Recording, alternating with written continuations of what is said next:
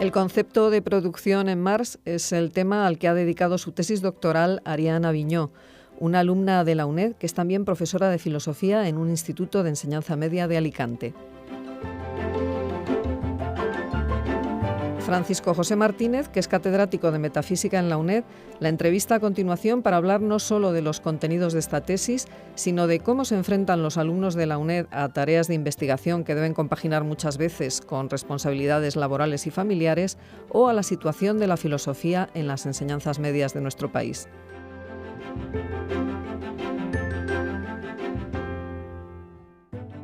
Buenos días, pues seguimos nuestros programas de hablar en torno a la filosofía con un par de programas que vamos a hacer con Ariane Aviñó, que ha sido alumna nuestra y ha presentado una tesis realmente muy interesante últimamente, y esto está dentro de esa serie de programas que estamos iniciando para dar a conocer a nuestros oyentes pues las investigaciones, el tipo de investigación que nuestros alumnos están haciendo, ¿no? Y investigaciones pues que se cumplen en una tesis doctoral, ¿no? Ariane Aviñó ha sido alumna nuestra de la UNED, y también es importante pues recalcar, sobre todo a los oyentes que son alumnos de la UNED ya lo saben, pero muchos que no, pues bueno, las condiciones normalmente en que se desarrolla la investigación por parte de nuestros alumnos, ¿no? Que son normalmente alumnos mayores, alumnos que trabajan, que tienen cargas familiares, es decir, que no son, digamos, investigadores a tiempo completo, y que sin embargo en esas condiciones pues logran llegar a producir tesis doctorales de gran calidad, ¿no? Entonces yo creo que es importante tener en cuenta esto y agradecer, bueno, y destacar las condiciones en las cuales trabajan nuestros alumnos, ¿no? Que es un elemento realmente importante. Y bueno, y luego además Ariane Aviñó pues es profesora de instituto de la enseñanza media, y también es un punto importante que es casi con lo que vamos un poco a empezar esto. Nos conviene, digamos, resaltar la situación pues bastante penosa que tiene la filosofía en los planes de estudio, sobre todo en la enseñanza media, ¿no? Y ver cómo nuestros alumnos, que son profesores de instituto, normalmente muy entregados, con un nivel académico y pedagógico muy grande, y que se ven como continuamente pues bueno, tienen más dificultades por los recortes de horarios, por los cambios de programas, los cambios de programación, los ajustes continuos, ¿no? Entonces, bueno, yo lo primero que le quisiera preguntar a Ariane, bueno, aparte de agradecerle que esté aquí con nosotros estas horas absolutamente inhumanas de la madrugada, pues en primer lugar que cuál fue su experiencia de alumna de la UNED, y luego hablaremos algo de cuál ahora es su experiencia como profesora de filosofía en la enseñanza media. Bueno, en primer lugar, gracias a vosotros, es un absoluto privilegio poder estar aquí. Y bueno, mi experiencia como alumna en la UNED, yo creo que no tuvo en realidad nada negativo, en el sentido de que incluso las cosas más complejas, ¿no?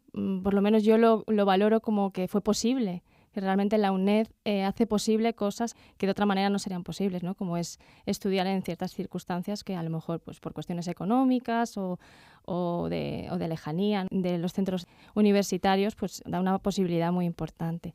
Me gustaría resaltar también que la UNED te da quizá una formación añadida, un valor añadido a tu formación que también es muy, muy importante a la hora de poder desarrollar posteriormente cualquier tipo de investigación, incluso cualquier tipo de trabajo, ¿no?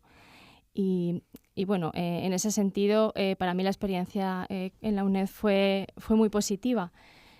También hay que decir que normalmente estudiar en la UNED suele ser una experiencia interrumpida, ¿no? Es difícil llevar a cabo un estudio, en mi caso fue una licenciatura, yo empecé en el 97, una licenciatura interrumpida por cuestiones laborales o por búsqueda a lo mejor de alguna salida laboral, y en mi caso fue interrumpida por lo que estabas comentando tú, ¿no? La intención de dedicarme a la enseñanza secundaria.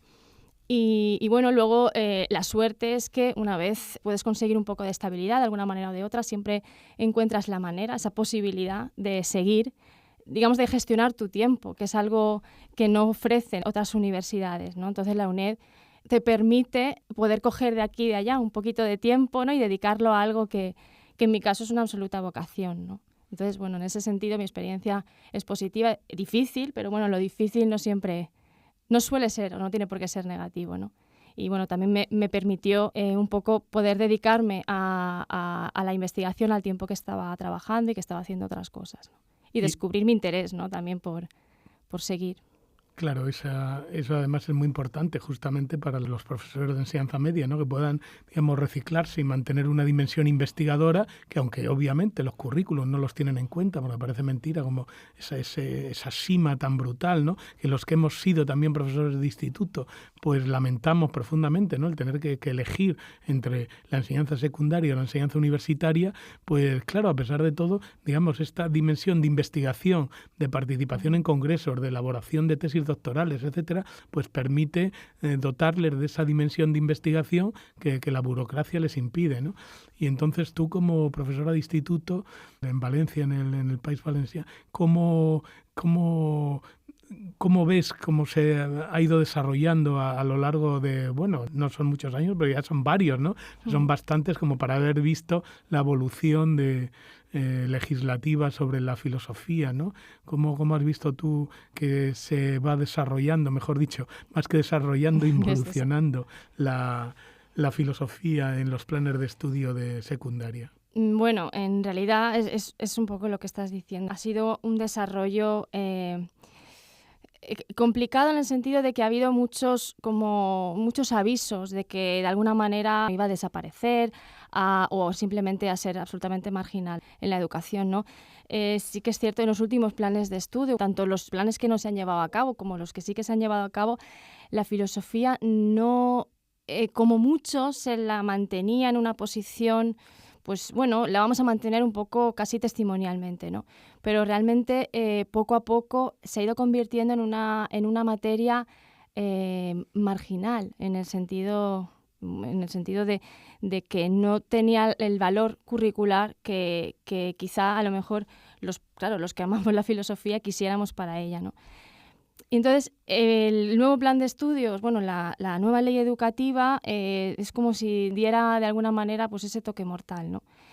Y es bastante triste observar una cosa, que es que los alumnos no quieren dejar de estudiar filosofía. Es que eso es lo importante, no quieren dejar de estudiar filosofía. La relación entre demanda y oferta. Exactamente, de alguna manera se indignan. Y es verdad que la filosofía va a desaparecer, ¿no? Los niños que ahora con el plan educativo nuevo en primero de bachiller sí que dan filosofía y el año que viene se encuentran con que no la van a dar. Y el año en segundo de bachiller, que es cuando se dan los autores, ¿no? Pues se leen los textos de los autores y se da pues un poco más en profundidad la filosofía, es que se encuentran con que han dado una cosa que le han dado durante un año, porque realmente lo que es en valores éticos, ética, sí que se da aparte de filosofía. Sobre todo, digamos que tenemos un contenido muy amplio y podemos enfocarlo un poco a dar una historia de la ética, ¿no? Una historia de la filosofía, aunque el contenido curricular de alguna manera no le da mucha relevancia tampoco a esa cuestión, ¿no? Pero bueno, digamos que ellos se encuentran con que el año que viene ya no van a poder dar algo. Y es que realmente les gusta la filosofía, aunque se resulte sorprendente, es que les gusta. Es una cosa que les llama, que parece que es diferente, ¿no? La filosofía tiene una doble visión, una doble manera de enfrentarse a ella, ¿no? Como algo demasiado elevado o como algo que está completamente arraigado en su vida cotidiana, ¿no? Entonces, si los profesores somos capaces de llevarles a eso, o sea, de llevarles a, oye, que son preguntas que no están resueltas, a lo mejor las puedes resolver tú, ¿no? Entonces, claro, eso los alumnos, pues, yo creo que les gusta, ¿no? Bueno, creo no, mi experiencia es esa, ¿no? Que están indignados con que se quite la filosofía, ¿no? A mí me gustaría que se tuviera en cuenta, que no nos viéramos tan abiertos a quitarles el derecho a aprender algo que es muy valioso, y es muy valioso independientemente de las circunstancias, independientemente de los requisitos del mercado, ¿no? Que es un poco lo que domina. Entonces, claro, me parece importante que se les escuche, ¿no? En ese sentido. Yo creo que una sensibilidad que no tienen los políticos, bueno, entre las innumerables que no tienen, es justamente distinguir entre, por un lado, digamos, una demanda de filosofía como profesión, que eso es verdad, que es una cosa marginal y que cada día, digamos, vamos quedando más aislados, o como en general todas las digamos, las especialidades humanísticas, ¿no? Es decir, especialistas en humanidades, que eso es verdad, que el mercado pues no parece que tenga un nicho muy amplio, pero lo que son incapaces los políticos, o no les importa, es esa especie de demanda difusa de toda la gente, sí, de necesidad de reflexionar filosóficamente, pero al mismo tiempo de recuperar la historia, de recuperar el arte, de recuperar las lenguas, difusa, no para especializarse en filosofía o en literatura o en arte, pero sí para tener una vida más culta, más digamos, más civilizada, como menos material en el sentido de menos inmediata, y justamente esa demanda difusa que vosotros, que estáis con los chicos más jóvenes, notáis, los políticos, en cambio, son insensibles a esas demandas, ¿no? De esas exigencias de digamos, de cultura humanística en un sentido amplio, ¿no? Sí, totalmente. Además es que el entender la filosofía como algo que te permite situarte en el mundo, porque te permite situarte pues históricamente, ¿no? Y también eso, ver un poco que lo que está lejano al mismo tiempo está muy cerca, ¿no? La manera en la que los problemas que uno intenta resolver siguen siendo un poco los mismos y que ellos van a necesitar situarse en el mundo en algún momento, aunque en la edad en la que nosotros estamos tratando les quedan unos cuantos años para proyectarse de alguna manera en el mundo, ¿no? Para verse un poco en el futuro. Sí que es verdad que nosotros que lo vemos, ellos yo creo que ya adivinan que lo van a necesitar, ¿no? Lo van a necesitar ellos como seres humanos, incluso para poder sobrellevar muchas vidas que yo doy clase en Benidorm y muchas vidas que no van a ser fáciles, ¿no? Claro, eso yo creo que ese es un punto importante y que a veces esa sensibilidad para detectar ese tipo de... Bueno, aunque nuestro público es verdad que no es el público típico universitario, o sea que la UNED en ese sentido también tenemos una situación privilegiada porque nuestro público no es el público de los alumnos normales, ¿no? Sino la mayoría es gente de segunda carrera, gente formada, pero claro, sobre todo en la enseñanza media es donde hay más capacidad de captar esa demanda difusa, ¿no?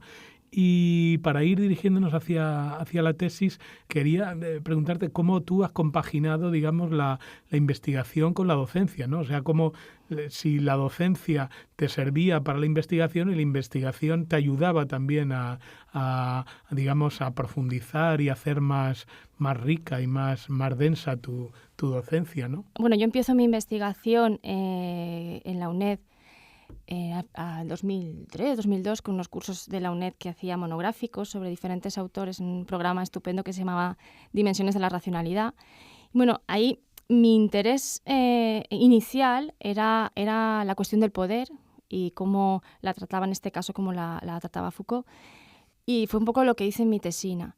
Pero realmente mi experiencia docente, y sobre todo mi experiencia docente en plena crisis, ¿no? Por decirlo así, tanto un poco en los últimos años del boom, que ya empezaba a verse como la cosa iba cayendo, y sobre todo la situación de desempleo radical de un año para otro, ¿no? que yo pude ver, me llevó a decir, bueno, es que a mí hay una parte que me interesa de la filosofía y es la cuestión del trabajo, ¿no? La cuestión de por qué una persona pasa de ser algo a no ser nada simplemente por haber perdido el trabajo.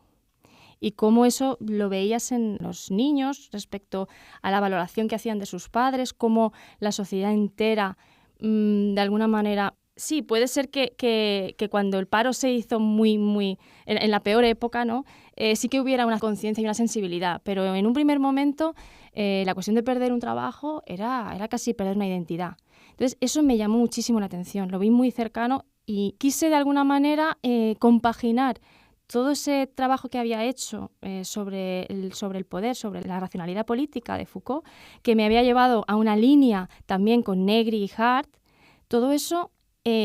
intentar un poco entender cómo podía ser que no supiéramos definirnos fuera de esos parámetros que había sido el empleo y el crecimiento económico, ¿no? Entonces, de alguna manera, para mí fue absolutamente relevante mi experiencia docente en un momento concreto, en un lugar concreto, para encaminar mi investigación. Y en ese sentido, bueno, tu investigación es muy interesante, iremos viendo por muchos motivos, pero además es que, digamos, incluso en el título, es un título muy, muy complejo, pero que se reúne, digamos, como algo así. Tú lo que te has ocupado fundamentalmente son las repercusiones de la desmercantilización del trabajo en Marx en la ontología crítica del presente, ¿no? O sea que yo creo que ahí hay varias cosas importantes. Primero, lo primero, como ya lo has aludido, ¿no? La idea de la inserción de la investigación en la realidad, o sea, lo que llama Foucault, y lo repetimos todos, ¿no? Lo de la ontología del presente. Es decir, independientemente de que la investigación filosófica en sí misma es muy bonita, es muy gratificante, tiene un elemento estético, un elemento creativo, pero también yo creo que en ti hay esa idea también de que sea una investigación no aplicada en el más sentido de la palabra, sino dirigida, que también que oriente, ¿no? Que oriente la vida y nos oriente, ¿no? En ese sentido. Yo creo que ese es un punto importante. Luego también que justamente en un momento en que la reflexión y el acento está más en el consumo y en los elementos, digamos, más espectacular, más inmateriales, entre comillas, tú te centras en la producción, que parecía una cosa como ya como obsoleta, ¿no? Y luego el tercer punto también es importante, que te centras en la producción, pero además analizando con todas las variaciones, transformaciones, etcétera, pero de un paradigma marxista. Entonces yo creo que esos tres puntos definen un poco cuál es tu orientación y que van un poco contrapelo del tipo de investigación, digamos, académica clásica, ¿no? Que suele ser una cosa puramente académica, cerrada en sí misma, que no tiene proyección y que suele ocuparse, digamos, de las modas y luego que intenta buscar, pues, como paradigmas que estén menos marcados, ¿no? Como el marxismo en el sentido más clásico, ¿no? Entonces tú ahí como, digamos, tu investigación con estas tres líneas, ¿por qué la elegiste? Más o menos esa idea de una investigación inserta en la realidad, una investigación centrada en la producción y una investigación además orientada en el paradigma marxista en un sentido muy, muy amplio. Sí, hay una propuesta que hace Paulo Virno en uno de sus libros, en Gramática de la Multitud, que nos dice que los filósofos deberían, si quisieran ocuparse de algo serio, ¿no? Dice, deberían ocuparse de la noción de fuerza de trabajo. Entonces, de alguna manera yo ahí veo que es un poco lo que estaba, de alguna manera, pidiéndome el cuerpo, por decirlo así, ¿no? Ocuparme de algo que intuía que faltaba en los debates contemporáneos sobre el capitalismo, sobre el consumo. Faltaba eso, faltaba de alguna manera reivindicar una serie de nociones que también el marxismo en algunos casos ha olvidado, ¿no? Se había un poco encaminado hacia un discurso más sobre la democracia, sobre lo político, ¿no? Sí, más político. Entonces, en este sentido, mi investigación lo que busca es eso, ir a donde los filósofos han olvidado un poco su labor, ¿no? Y en ese sentido, yo sí que encuentro en otras disciplinas, como en la literatura, como en la sociología, como en la antropología y como en la historia, encuentro que sí que se han ocupado, de una manera o de otra, ¿no? Sí que se han ocupado de mantener vivo la cuestión del trabajo, la cuestión de hablar sobre el trabajo. No hablar solo sobre el capitalismo o sobre el consumo o sobre el mercado, sino hablar de la cuestión del trabajo, que en realidad en Marx está el fundamento, ¿no? Entonces sí que en ese sentido enfoco mi investigación hacia buscar aquellos elementos olvidados dentro del pensamiento de Marx, recuperados por filósofos que así a primera vista no son marxistas en un sentido clásico o ortodoxo. Sí. Entonces encuentro en esos autores como Deleuze y Guattari, como Negri, todo el pensamiento operaísta italiano, incluso en Foucault, en ciertos aspectos de la filosofía de Foucault, sobre todo en la manera en la que la noción de fuerza de trabajo es reinterpretada en la amplitud y en la extensión en la que Marx la había utilizado, ¿no? La cuestión del trabajo entendido ampliamente como praxis, como actividad humana, y no solo como en sus formas socialmente condicionadas, ¿no? Como trabajo asalariado.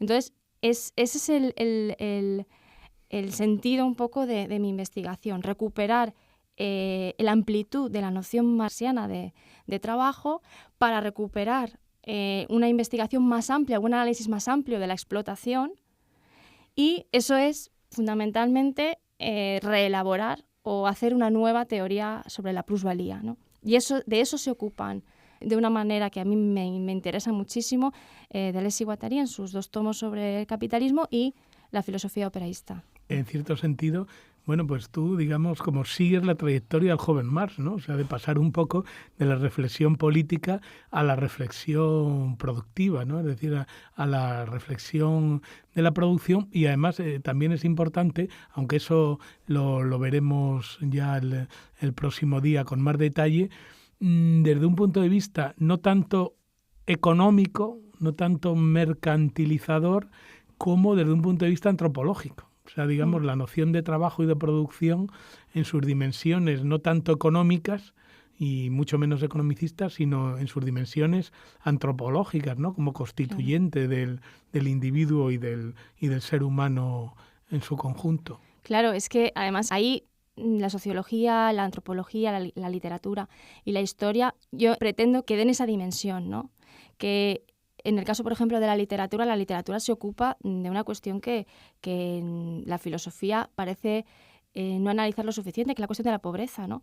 La literatura, el propio Marx le reconoce, ¿no?, a la literatura victoriana el haber dicho más verdades, dice algo así, ¿no?, el haber dicho más verdades que todos los moralistas y políticos, ¿no? Porque realmente la literatura victoriana muestra un momento que el propio Polanyi dice, un momento en que la comunidad empieza a mirarse a sí misma y empieza a identificar, o sea, a darle estatus a la cuestión de la pobreza.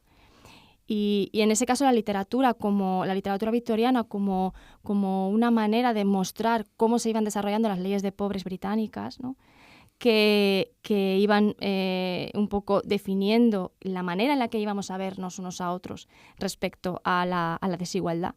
Eso pone de alguna manera de manifiesto la cuestión de la pobreza.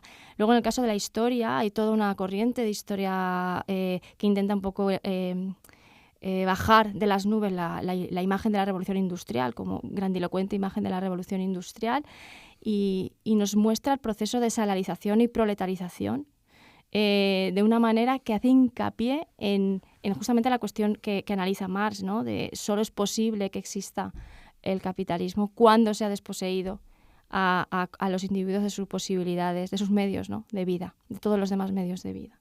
Lo que es realmente curioso, y que tú insistes mucho ahí ya en el título, es la idea de desmercantilización, ¿no? O sea, ir, digamos, al núcleo de la actualidad, que es la economía, porque ahora todo el mundo dice, ¿no?, que es lo fundamental, la economía, ¿no? La economía es el centro, pero justamente de una forma muy crítica, como diciendo que es la economía, pero justamente en sus aspectos no económicos. Exactamente. Es que yo creo que esa es la novedad, lo que a mí me parece realmente apasionante de tu investigación es justamente eso, ¿no? Ir al núcleo del economicismo y intentar demostrar, intentar ver que no es economicista. Exactamente. Es que además la teoría neoliberal, ni siquiera la teoría neoliberal, mercantilizan todo o economizan todo, pero se les puede decir perfectamente, es que no están ustedes hablando de economía, es que no están hablando de economía, intentan darle una visión, pero realmente están hablando de la vida, están hablando del deseo,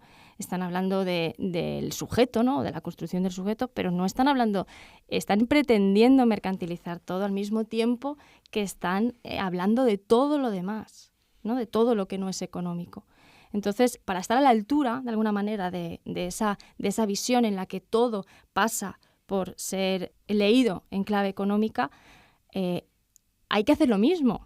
O sea, paradójicamente hay que hacer lo mismo, ¿no? Es decir, cuando se nos habla, por ejemplo, de la cuestión del capital humano, ¿no?, de hacer capital humano, no se está hablando de economía, se está hablando de seres humanos, de vidas humanas, y se está hablando de relaciones humanas, ¿no? De cuando yo, por ejemplo, hago algo, le doy cariño a mi hijo o a mi hija o a mi alumno, lo que estoy haciendo es que esa persona valga más como capital humano. Eso es lo que puede decir, ¿no?, la teoría más radical, ¿no?, del neoliberalismo. Pero es que nosotros tenemos que decir, es que eso no es economía.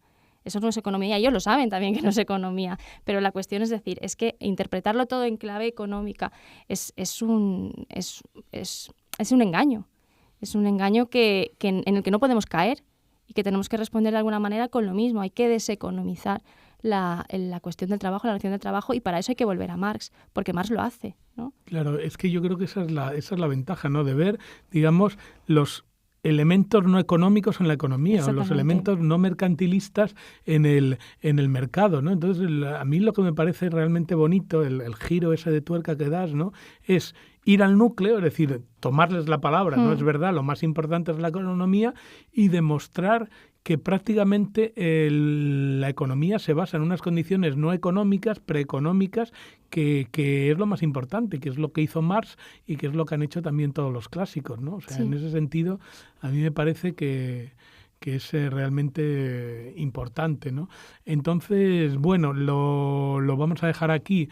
El próximo día seguiremos con Ariane Aviñó planteando un poco ya la estructura interna de su tesis, ¿no? Y viendo digamos, la virtualidad que tiene, ¿no? Entonces, bueno, pues agradecemos a nuestros oyentes su paciente escucha y les invitamos a que nos sigan la próxima semana. Muchas gracias y buenos días. Muchas gracias.